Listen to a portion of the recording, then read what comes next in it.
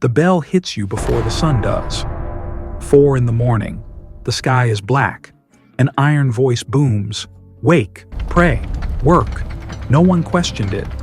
A machine in a tower had just decided what time was. And it might be wrong by an hour, yet everyone obeyed.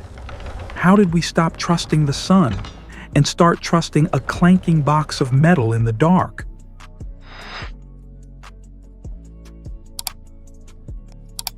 For thousands of years, your ancestors read time off the sun, a shadow on stone, water dripping, wax burning down. It was slow, it was personal, it worked.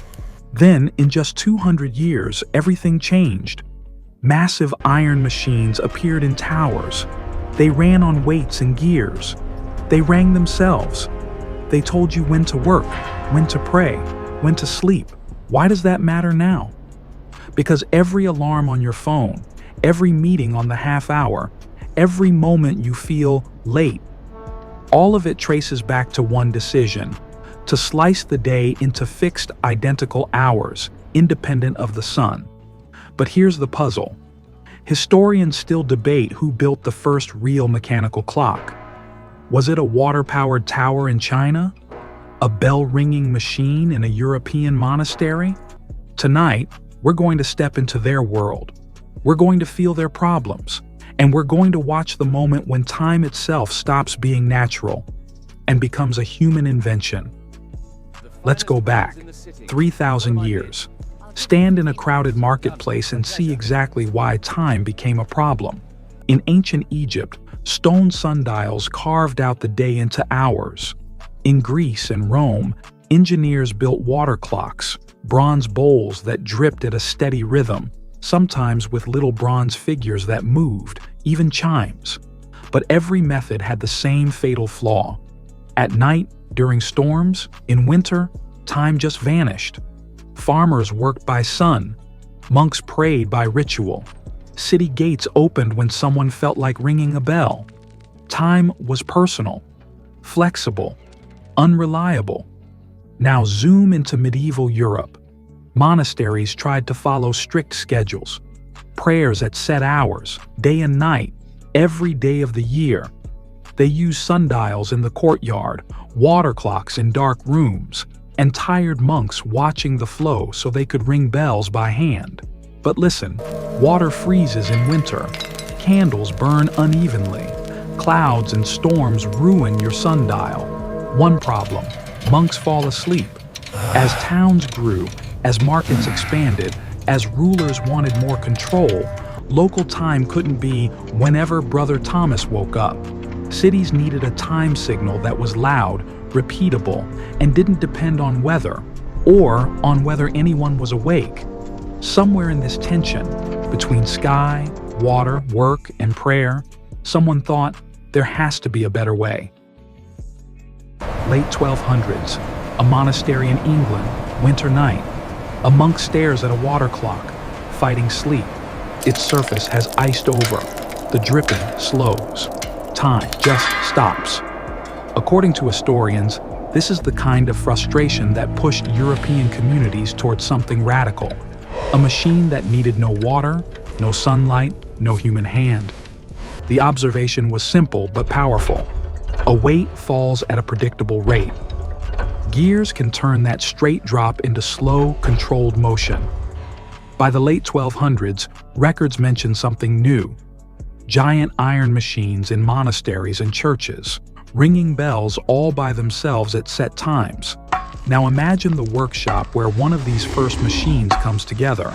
You've got a blacksmith who knows how to forge strong iron bars and teeth. You've got a cleric or scholar who's seen geared mechanisms in old water clocks. On the table, rough sketches of a gear train, a drum to wind up a rope, and a vertical shaft that will release power in little bites instead of one big crash.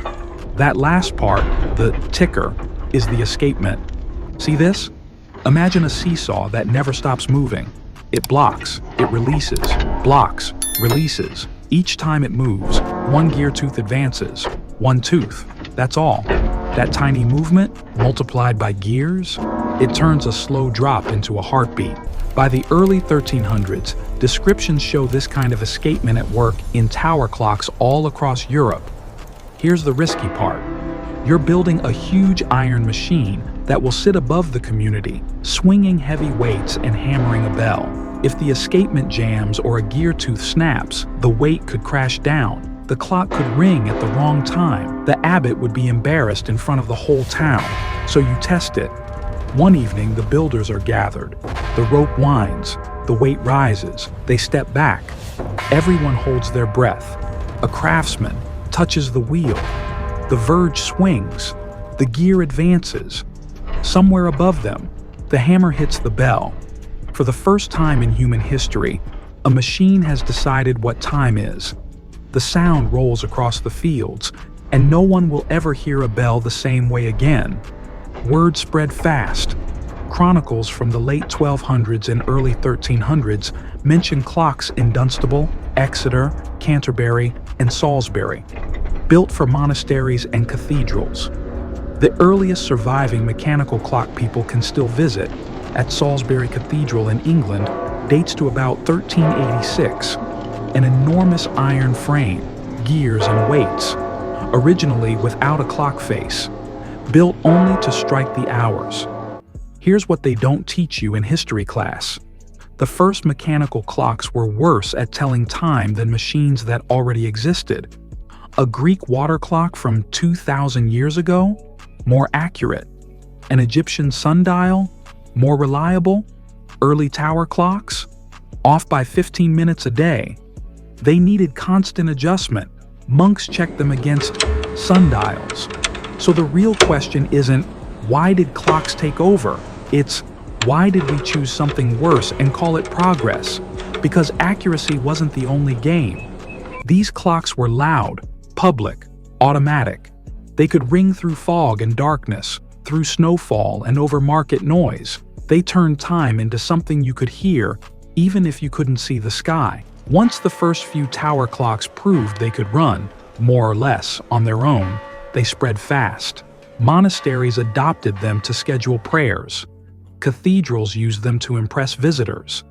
City councils installed them to regulate markets, meetings, and curfews. The word clock comes from the Latin clocca, meaning bell. A reminder that at first, these machines didn't tell time with hands and numbers. They told time with sound. Some early tower clocks didn't even have faces. They simply struck the hours, turning time into a series of echoes that everyone shared.